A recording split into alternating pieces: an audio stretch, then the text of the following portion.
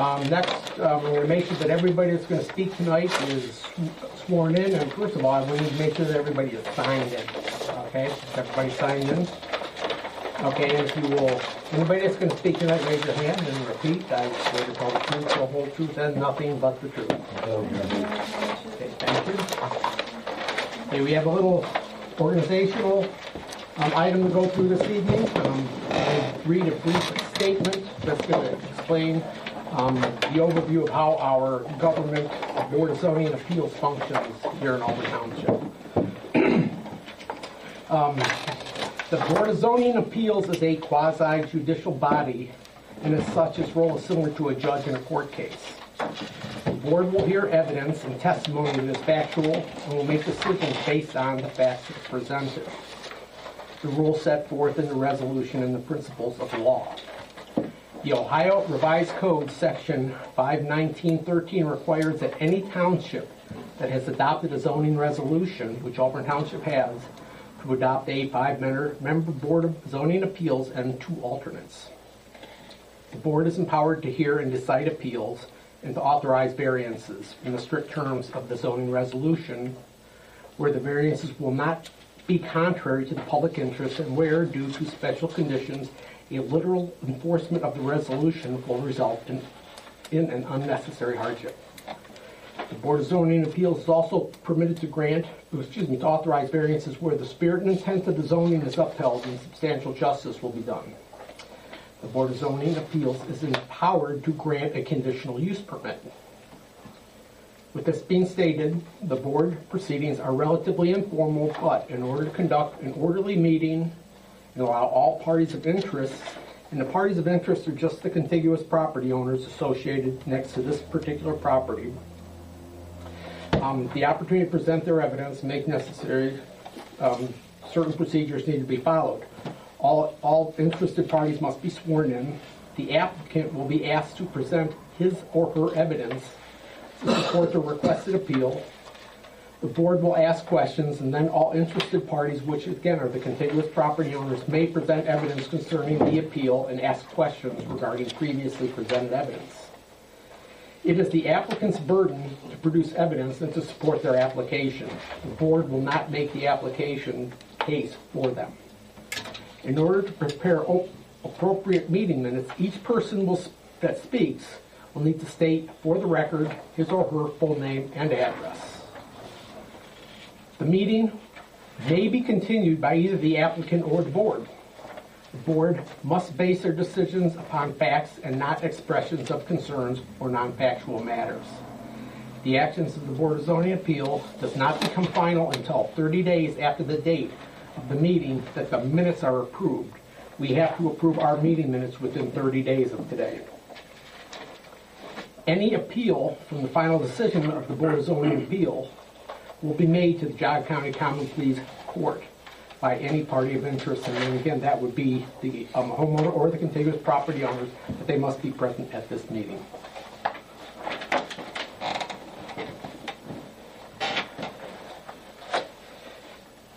The next item on our agenda is old business. We do not have any old business this evening. Now, Jane, I believe we are bringing up one of our alternates to hear this case. Is that correct? Both of them. Oh, both of them. Okay, I'm sorry. Yep, great.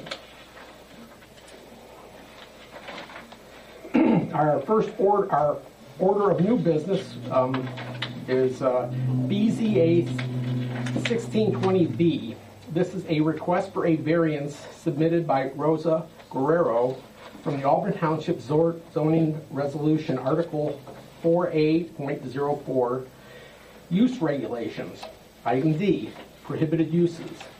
Any use not specifically listed in the zoning resolution shall not be permitted for a non-conforming single-family dwelling that was converted to a two-family dwelling unit, which is not a permitted use, at 11825 Washington Street in Auburn Township, Ohio, in a B2 Village Retail District, Auburn Township 44023.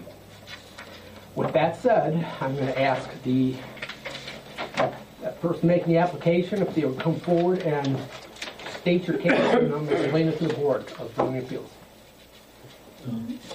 Well, since my mother's first language isn't English, like Mike, who is a family friend, is going to help us out and present our case. Is that all right? That's fine. All right. Okay. Is it permissible to sit while I'm making the presentation, or do you prefer that I stand? Whenever you're comfortable with. Okay. My name is Michael Smiley. It's S-M-Y-L-I-E. My address is 9248 Briarbrook Drive Northeast, Warren, Ohio, 44484.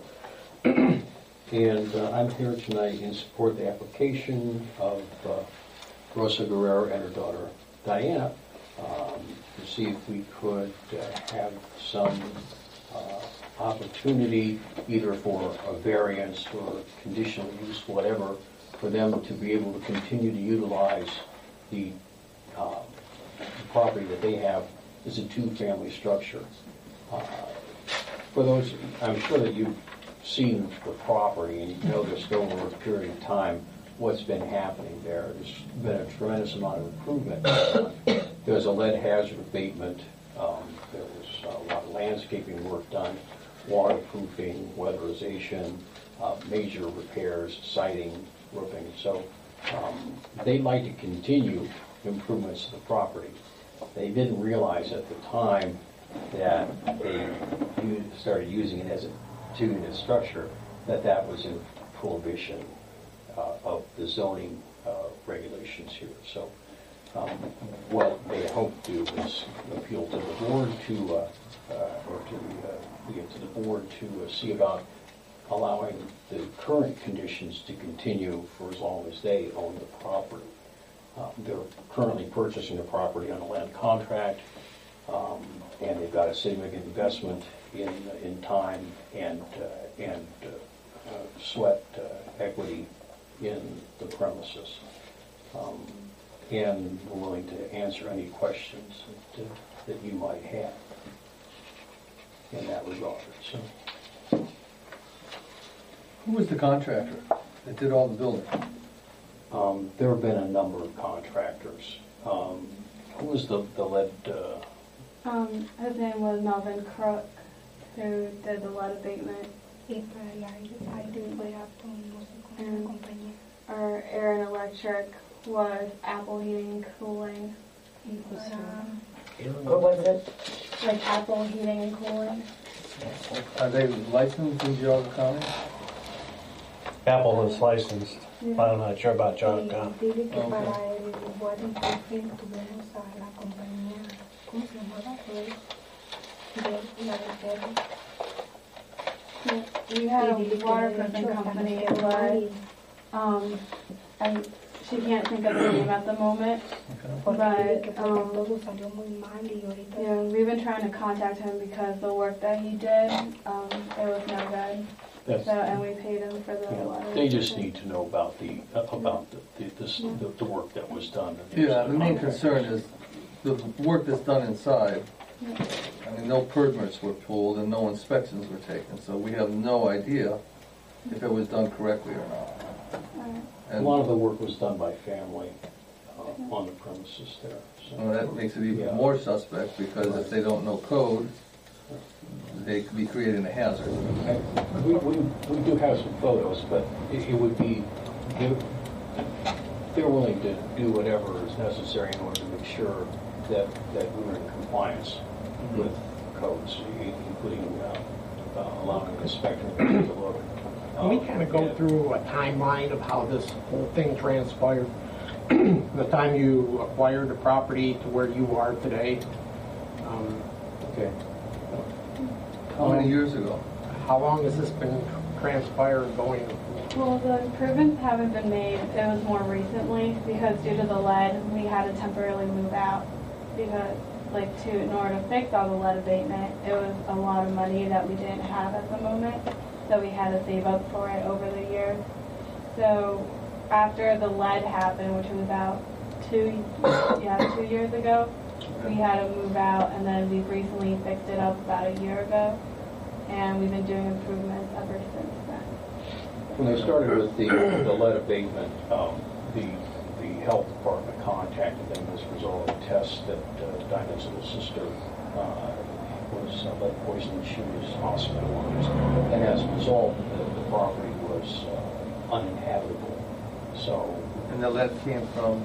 the lead, well, it's a 125-year-old home, most likely lead-based paint. It's been on the premises for a number of years. It's pretty common in older homes. So, and the paint dissolves, it granulates.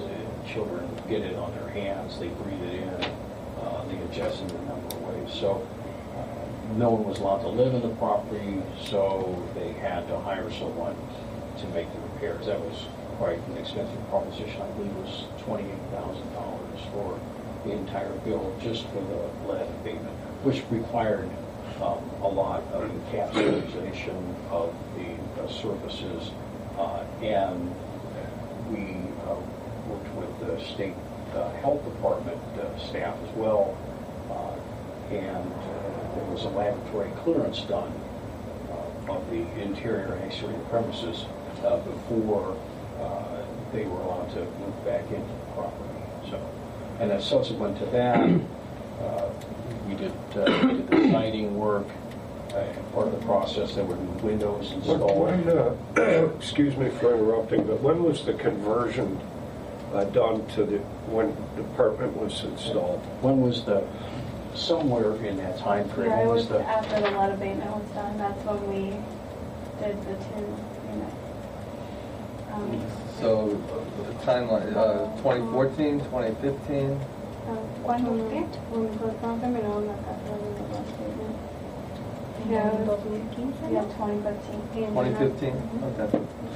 Is there general procedures are when you do this type of work, there's processes that you have to go through, as we all know, and you have to get permits to do construction. You have to go through the proper authorities and clear things before you start work.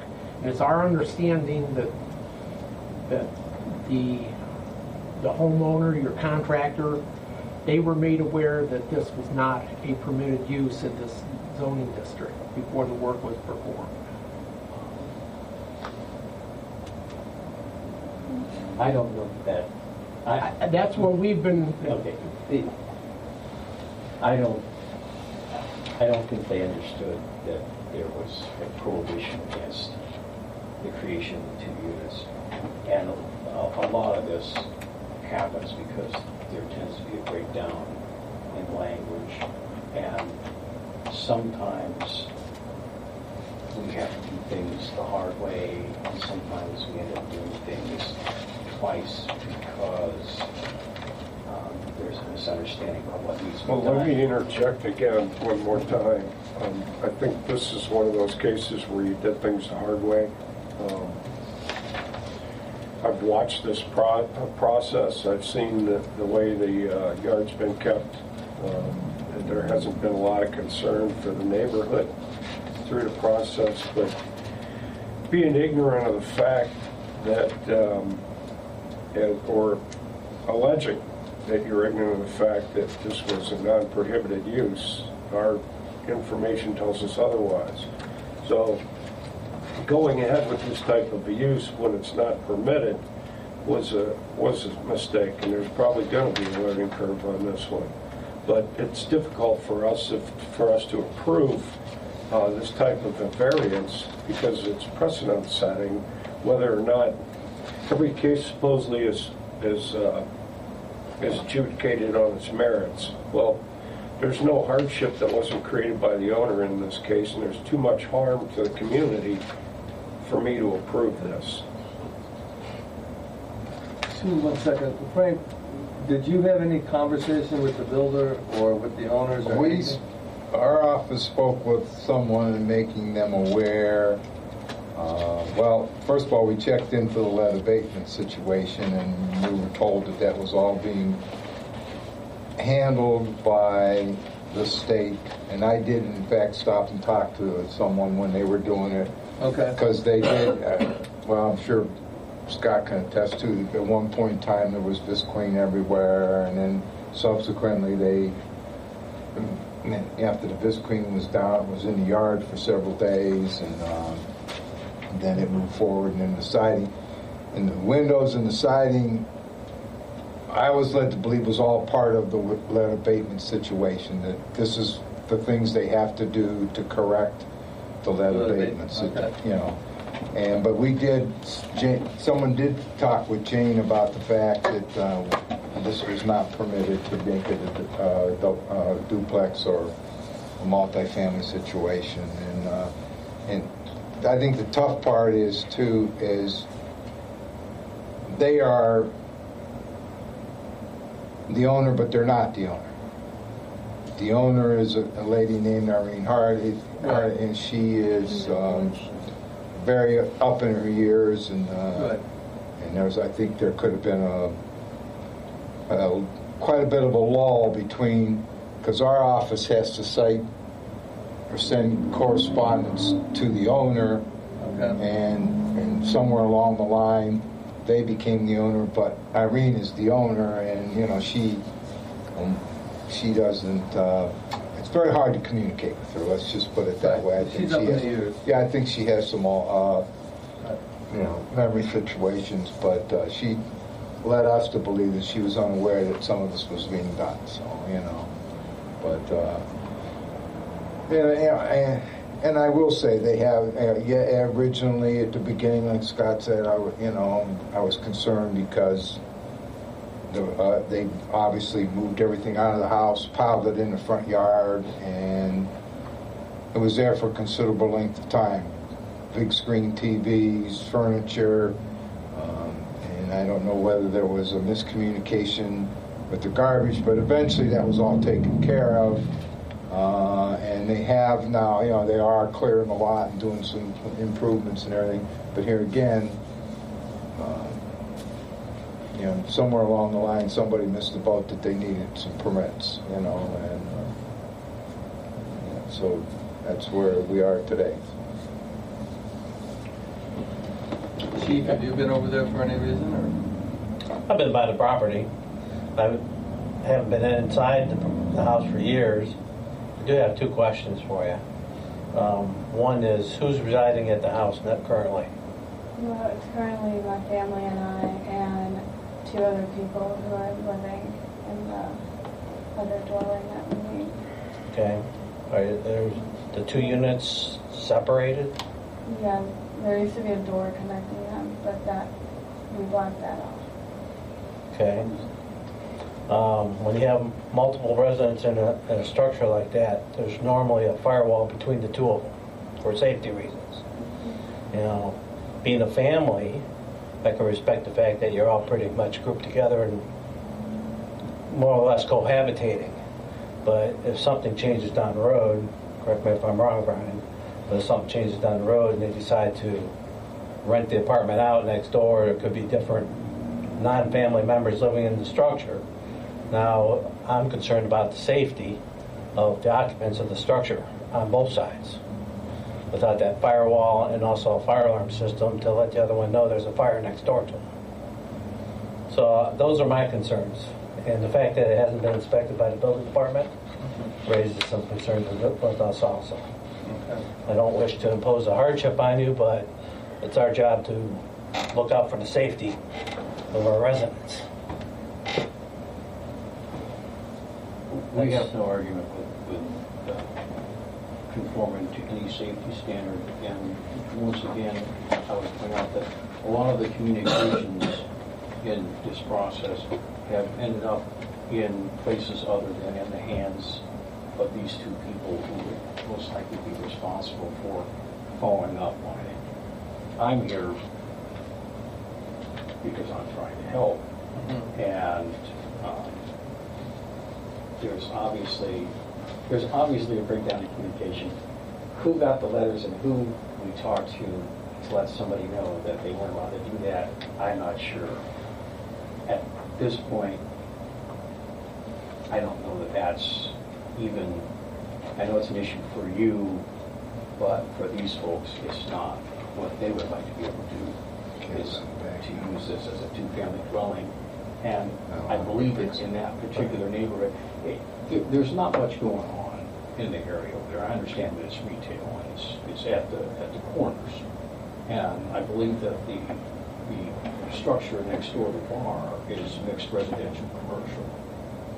I think there's an apartment associated with that bar as well. So it's not, although it's not consistent necessarily with the zoning plan, it's not inconsistent, I think, with the general nature of that area. I think that building was built before there was zoning, Oh, with the living quarters above it. absolutely. So that's a moot point. Yeah, What is really wrong with this, and it's hard to get your arms around it, I guess, is that they vagrantly, no matter who made the misunderstanding, went upon themselves to do what they wanted to do, and now they're coming back and looking for forgiveness. And that is not a precedent we want to set in our township, because the people do it over and over and over again. And like a lot of people don't understand, there's issues, like the chief brought up. We have no control over that. There's supposed to be a firewall there. If in fact the building department would have known that this is going to be two separate dwellings, they would have made you put a firewall in between, or something else. I have no idea what all the code is, but that's what happens when you don't do it by the numbers. And to come before us and ask for forgiveness, you know, I understand your situation. I believe you're doing all the right things, but you did it the wrong way. And I don't know how to fix it. I'm not sure about the firewall issue, because I personally have not seen the interior structure, so I'm not sure what actually is going on. He's the fire chief. Okay, well. Has any of the contractors been in touch with anybody here with the township? Do you know? There was a contractor that came in and asked questions. He was informed. I can't testify that it was the contractor that actually did the work. Mhm. But back when the lead abatement was going on, as Frank was, there were letters sent to the lady that holds the mortgage for the property to this address with a notation to forward. And also, Irene Hardy had given me the address of where the appellant works, and I sent a letter to that address also. So we had no response from anybody from any of the letters, and none of the letters were returned, other than Mrs. Hardy has a gentleman that represents her investments in properties. He called numerous times to see what was going on, because ultimately the property, I believe, was it still in her name when we first started Yes. with the letters? Yes. Ultimately it would fall back on her, Right. kind of thing. So they then kind of Got more involved. aggressively got involved. Gotcha. So these folks, once again, if letters were sent to Irene, then that's, you know. No, what I'm saying is I sent a letter to Irene's address, to the address on East Washington, and then to the address that Mrs. Hardy had given me for where Mrs. Guerrero worked. Did we have one to the Guerreros in the file? Was there a letter sent to the? There was one sent to the 11825 Washington address, and when they had moved out, I put on it, please forward. Okay. So, and the letter was never returned to us, so I don't know. Thank you. Well, that's why I raise a flag. Most contractors know the rules of Certainly they do. their work, That's their job. and it just amazes me that Well, in Nobody's defense been- of Worry about the what railroad. Jane just Right. said, she's not sure if that was the contractor that performed the work. But Correct. The fact of the matter is, there's procedures that are followed, that's why they're in place for inspections, to make sure that a design is reviewed for I don't know what they're- safety, public safety, the homeowner safety, and all factors. It should be granted. And then talking to the gentleman that did the abatement, Melvin, he had called for Frank a couple times, and Frank wasn't available. He stated that all he did was put on the 3 new exterior doors and did the abatement. So he didn't do He any didn't do anything on the reconstruction other inside, than no. replace doors or windows? Right. and the actual abatement. Right. And then that, he was the one that mentioned that it was in fact the paint. Now, I noticed that there's two entrance doors in the front. Is the one entrance door for the apartment and the other entrance door for the other living quarters? Okay.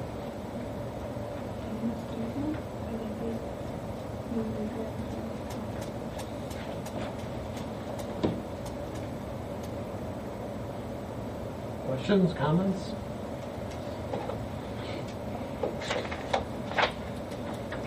The problem is, this is going to be a thorn in his side, or whoever comes after him forever, because whoever has that house is going to use it to rent it out. Sure. Yeah. This is a variance request. Once we grant it, It's forever. it stays with Yeah. this property forever. It is not, that was not the intent of that zoning district. The houses that were there were grandfathered in. They were able to stay there forever as a residential unit. Once we grant this, if we were to, it's forever. If, for example, that house, 10 years from now, you sold it and someone decided they wanted to put some kind of retail business in there, that piece of property could be converted back to a multifamily dwelling again. And that's not the intent of what our zoning solution is. And if you notice in the area, the old homes are falling apart and going down, and there is other businesses buying up the property because of the district. And that's the whole intent of the zoning for the area. It's supposed to be the business area. I guess it's a stretch. I guess you can say that a multifamily business or a multifamily dwelling is a business, but it's not a business that we wanted there. We wanted a retail Well, business. it's a residential on one side, definitely the homeowner's looking at it, it is a residence with the business on the other side. Right. Well, yeah. Right. Well, Doesn't relate to that. It is. Any questions, comments, Frank, anything else? Well, I would just like to state for the record that, and I know that normally we don't put any kind of conditions on a variance at all, but if you guys were to grant it, I think that we ought to be able to put something in there that says, if it is granted, that it must meet all codes, which means we need inspection by the building department, inspection by the fire department. I assume they are hooked to the sewer. Is that correct? You are hooked to the sewer. So, I mean, there's nothing from the health department as far as the septic system goes, but, you know, if you choose to grant it, I think we should certainly make sure that it is inspected and approved and everything meets code. Nothing to enforce that, Frank. I know, Plus, you know, I mean, I didn't know, and I didn't get the letter. I mean, those just aren't, we can't base decisions on that kind of stuff. And everything is wrong about this case, every single thing. And it's an accident waiting to happen. It's a huge precedent setter in terms of zoning use, and there's been too many years of support of this zoning resolution for me to be able to vote for this. If I may,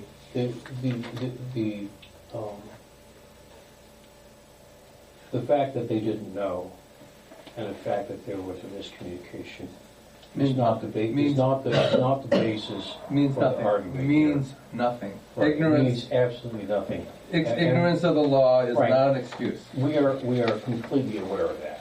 Okay, so The only reason that those things are mentioned is so that you can understand that this was not something that they did in defiance of the regulations here. They're in a difficult position now because the cost of the rehabilitation was extensive. The ability to be able to rent out half of or a portion of the premises allows them to recoup some of the money that they spent already and make additional repairs. You know, we And I can't understand make that decisions based on that. Oh, I understand, and believe me, I appreciate that. The point is that we're here to ask you, what's the best that we can do? What's the best that we can do now that we found ourselves in this position. And what we're asking is, cut us some slack. If you can't do that, we understand that. It's not something that we relish doing. But they live there. They're going to be there for the foreseeable future. They're going to be the custodians of the property here. And if it was necessary to sign an agreement that indicated that everything would be completely within up to every code that we function by here in the community, they would be willing to do that. If they can't do it, it would be done. I think that regardless of how this board votes this evening, you still have that obligation. To make But not that- as a two-family dwelling. Well, but still, Yeah. there were improvements made on the property. They need to be inspected. They need to be confirmed that they're correct. That's going to Absolutely. happen regardless, because this has been opened up now, and it's public record, and the building department and everybody else knows about it now. So we have to follow all the rules now, whether it's a one-family or a two-family. Okay. So you put us in you put me in an awkward position because I understand what they're trying to do, and I understand their logic, and everybody starts with nothing. But you put us in a very awkward position by going through the back door, because what we do on this board gets all over the internet, everybody looks at it, and if we start setting precedents that if you give us a good sad song, that you'll get away with it in Auburn, then it's just going to happen over and over again in this township. And it's nothing that we need. Our zoning's there for a purpose. It's to protect the homeowners that are there now, the businesses that are there now. It was designed with some sort of logic. And until it changes, we have to apply it.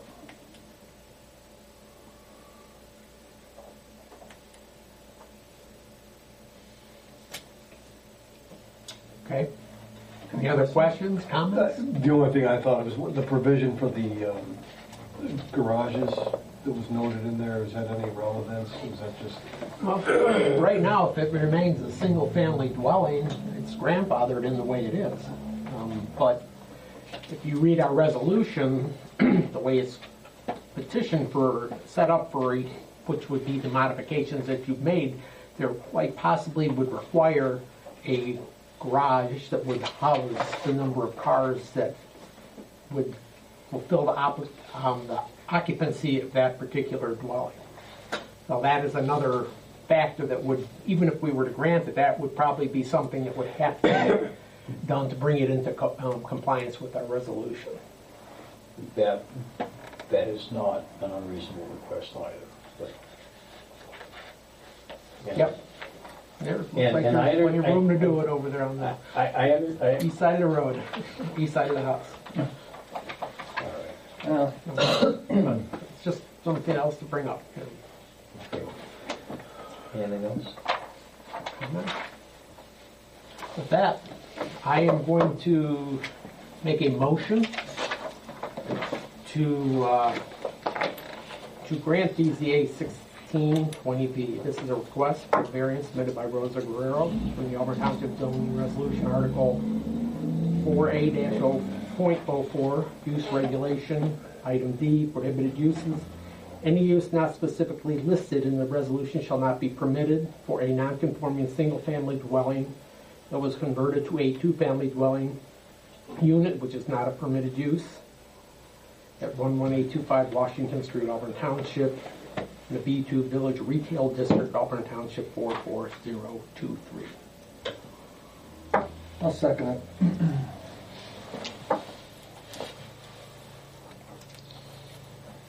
Mr. Brockman, No. Mr. Thompson, No. Mrs. Feller, No. Mr. Kaminer, No. Mr. Stewart. No. Okay. And again, this is our only item of new business tonight. Again, Jane will be preparing, our secretary will be preparing our meeting minutes from tonight. They must be approved within 30 days. You as the homeowner or I guess, semi-homeowner, however it is set up right now, you have a right to appeal our decision. And as I opened up the meeting with him, the explanation of how we operate, there is a specific process that has to go through, and that process can start within the 30-day period of our, once we approve those meeting minutes. Okay? Thank you.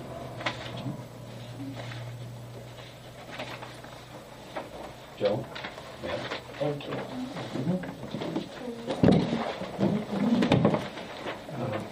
Next item on our agenda is the meeting sign-off on documentation. We had a minute from our May 17, 2016 meeting, and we have a financial pack. Did everyone have a chance to look at the minutes? I looked at Okay. They seem to be pretty much in order. Motion to approve. Motion. Second. Second?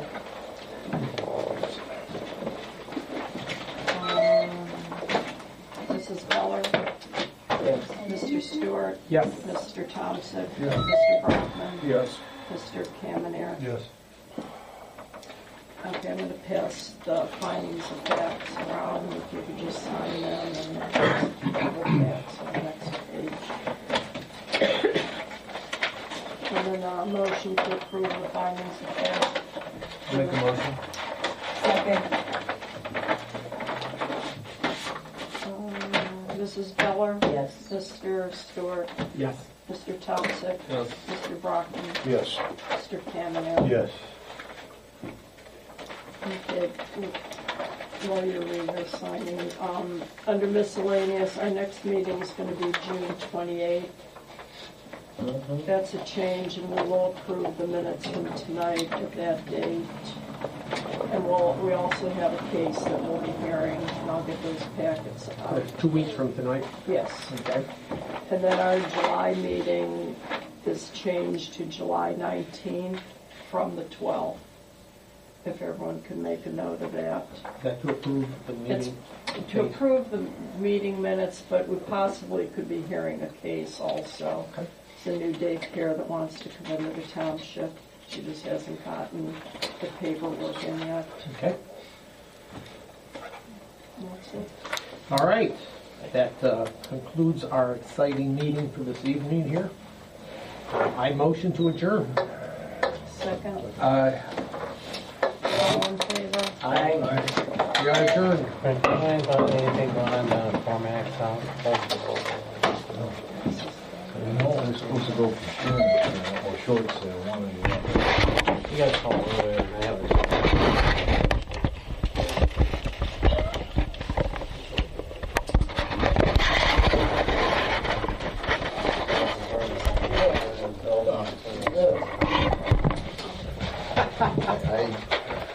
I got a call before it went up. Three great lines. I'm gonna go for sheriff. You go over here, this stuff. It's also saying that here, by definition, okay, Right. talked about that, but this tells you that it has damage. That one grading. Well, see, in residential and B1, it specifically says you need a garage. Every So with this dwelling being a must B2, go I had to do a through, little more digging. Right, sewer, and I looked septic everything up. system must go So through. this is where it says the required parking. We're done already. The required parking is, so you come over here into B2. Yeah, we started at 7 it goes o'clock. by that. So, you And it was know, the only thing we had to hear. I reminded Yeah. It references parking facilities, so I Okay. looked at that definition, and the definition of parking facility includes garage. Okay, all right. Just wanted to make sure. And Okay. then this is the definition. You have of something you wanted to add? garage. Is Rosa Carrera been here? Yeah, Yeah, they just they left. just left. What was the outcome? We didn't grant them the variance. Just no, Just no. no No. leeway or no anything? No. Now, they can appeal it if they choose. They have that right. check into it, but like I said. But,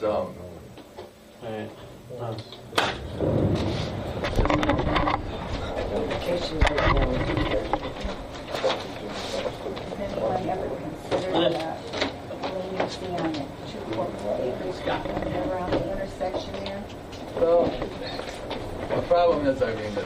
The zoning is specific, and we wanted it to be retail zoning in that area. Now, I know it's never taken off, for whatever reason, but until the zoning's changed, that's what it is, and that's what we have to enforce. Look, I'm having a conversation with my man. It has nothing to do with It's on it. So I didn't know Oh, I don't care about that. Okay. But the bottom line is that, you know, for whatever reason, whether it was a breakdown of communication or they just didn't care, they went about themselves and they changed it into something with no inspection. Yeah, I didn't know what they were doing there whatsoever. Right, well, you know, and obviously there was some communication problems because the lady doesn't speak English well or something. And so I'm sure that I don't know only... whether she understands or whether, I don't really know. Right, I don't either. But that being said, it's just pretty black and white. It's not zoned for that, and we're not going to grant a variance because it changes the flavor of the neighborhood. The variance goes forever. Yeah, We change it to for multifamily dwellings. It won't ever be used for retail again. So that's not our intent. It's not our job to do that. that is going to be retail for the good of the intersection. That's how the whole street and the whole area is designed. So until that changes, you know, she really still needs to get the inspections done and stuff because it might be a health hazard. We don't know if the wiring's done right. We don't know if anything was done right. She did have some help on that. I understand that. With regard to the lead-based paint. and- Yeah, I know that. We know that. Yeah. Yeah. And with her speech problems, Mhm. I've changed over to that. Well, I'm sure. I feel really bad because I know she's up against a rock and a hard place, trying to just make it by and have a place for her family. But by the same token, you know, we have to abide by the rules, and it's a stretch to grant a variance like that. I know I found out that she had spent a lot of money on the various things like the furnace and the upgrading of the whole property. Well, I'm sure she has. I know. Yeah, I feel so badly that she didn't get alerted sooner. I didn't even realize what she was doing. No, I don't know exactly how it all went down, but somebody should have been knowing that something wasn't right. You have to have a building permit. You do have to have an electrical permit. That's the law. It's the law everywhere, not just in Auburn. Yeah, I understand. So I don't know who dropped the ball, but it's unfortunate that she's in that situation. But I don't know that we're not the ones that can solve it for her at this point. If she goes to the courts, and the courts see it different, then